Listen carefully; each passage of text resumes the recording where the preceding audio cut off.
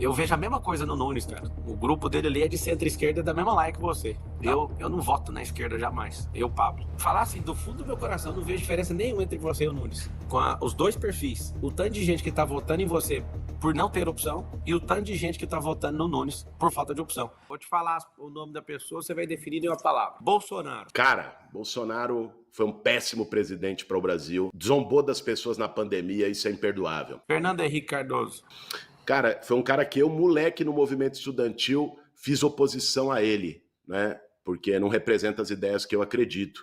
Né? Mas foi um cara que nos embates depois, pelo menos, ficou ao lado da democracia no Brasil. Fernando Collor. Ladrão, de marca maior. Dilma Rousseff. Dilma Rousseff, uma mulher corajosa, né? Que enfrentou desde tortura na ditadura militar a depois todos os ataques que sofreu no governo. E Jesus Cristo. Jesus Cristo, acho que uma inspiração para todos nós que somos cristãos. Tarcísio, uma palavra. Um governador ruim para São Paulo. Não, essa aí eu vou deixar você explicar por que ele é ruim. O Tarcísio se elegeu em cima do Bolsonaro, certo? Foi os votos do Bolsonaro. Quem que era o Tarcísio sem o Bolsonaro?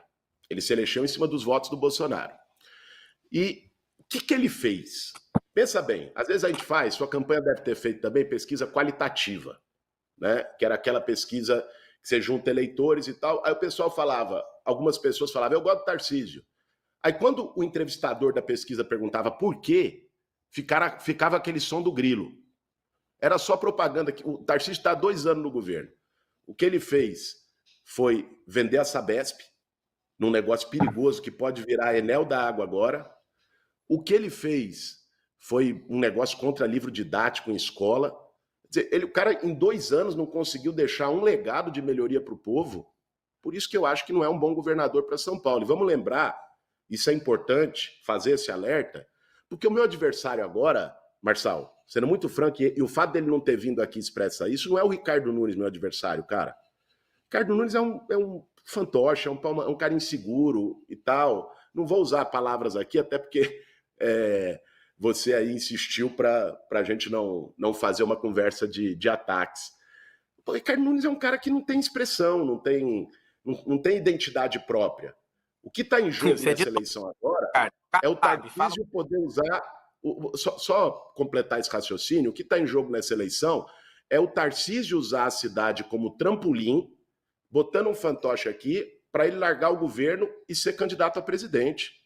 É essa turma que eu estou enfrentando. Pode ficar tranquilo que eu vou estar lá candidato. Guilherme, o Kassab, uma palavra. Cara, o Kassab é uma expressão do Centrão.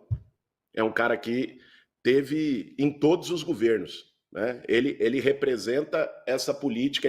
Tanto é que hoje ele está no governo do Tarcísio e está no governo do Lula. Né? Independente da posição do lado ideológico, ele é um cara que se acomoda ali em todos os governos. Você está assim, você está lado a lado então com o Tarcísio, porque o Tarcísio falou o seguinte na Jovem Pan: se desse Boulos e Marçal, você votaria em quem? Aí o Tarcísio falou assim, votaria nulo.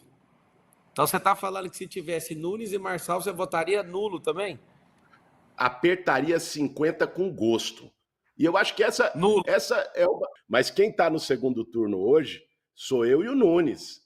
Você falou uma coisa a campanha inteira, e essa é uma das coisas que eu concordei com você, e já disse, inclusive, em debate. O Nunes é um cara que, por toda essa situação, tem chance de ser preso. Você votaria num cara que tem chance de ser preso? Você vai ficar em Roma ou você vai voltar aqui para São Paulo? Quem sabe você vote? Eu gostaria muito que você apertasse os 50 na urna no domingão aqui. Mas se você voltar para São Paulo, qual que vai ser o seu voto? Eu não voto na esquerda jamais. Eu, Pablo. Então, como você está me apertando aí, já que você está usando essa possibilidade de me entrevistar, eu vejo a mesma coisa no Nunes, cara. O grupo dele ali é de centro-esquerda, da mesma laia que você. Então, eu acho difícil. Um dia na vida você vê eu posicionando dessa forma. Eu acho lamentável o erro do Bolsonaro em apoiar ele. Quando eu falei, eu estava muito lúcido em relação ao consórcio comunista do Brasil. Eu de verdade vou te falar assim, se um dia você falar que teve meu voto, foi porque você converteu pro conservadorismo, pro liberalismo. Você virou outra pessoa, que é de esquerda, você não vai ter meu voto. É uma questão minha, sabe? Assim, desde criança, cara, não é um negócio que eu converti no caminho, não. Eu sou uma parada que eu não falar assim do fundo do meu coração, eu não vejo diferença nenhuma entre você e o Nunes. Eu vejo uma máquina gigante na mão dele. Eu vejo um bem bolado que eu nunca vi na minha vida acontecer. E vou falar pela última vez aqui. Tá aberto pro Nunes entrar e eu fazer entrevista com ele do mesmo jeito. A gente tá terminando aqui 1 hora. Com os dois perfis. O tanto de gente que tá votando em você por não ter opção e o tanto de gente que tá votando no Nunes por falta de opção. É muito ruim a política desse jeito. E até, já que você levantou isso aí, é muito ruim a gente ter uma postura de sempre ter o menos pior na política.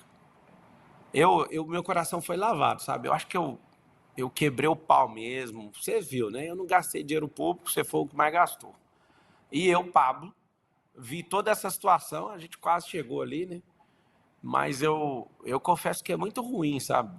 A gente vê uma política onde o menos pior pode ganhar. A gente tinha que ter, assim, os melhores da sociedade investir nisso, de fato. Como você virou o jogo aí para mim, eu gosto de responder também. Mas eu acredito, cara, que vai ter a maior abstenção da história. Isso é real. Tanto de mensagem de gente que tá falando assim, eu não acredito mais na política. Eu falei, cara, você tem que acreditar. Mas o tanto de gente que absurdamente fala, cara, eu não acredito no resultado. Eu falo, cara, o resultado é esse. A gente tem que aprender a suportar e ter paciência. Acho que uma das poucas coisas que a gente pode aprender com um comunista é ter paciência. Porque se não sair hoje, vai sair amanhã. Vê o Lula aí, o que ele fez. Para vocês entenderem, o Brasil precisa de diálogo. O Brasil precisa de perguntar de fato, né, as pessoas. Não precisa ter esse rancor, essa raiva na política. O Boulos, ele já sabe que meu voto não tem. E o Ricardo, por não aparecer, também não tem meu voto, né? Então, eu coloquei algumas condições lá. Eu liberei o eleitorado para fazer o que bem entender. Eu não sou dono dos votos. As pessoas confiaram em mim no primeiro turno e elas, né, cuidam da própria vida a ponto de saber o que elas podem fazer. Deus te abençoe aí, tá? O Guilherme Boulos, e a gente finaliza aqui.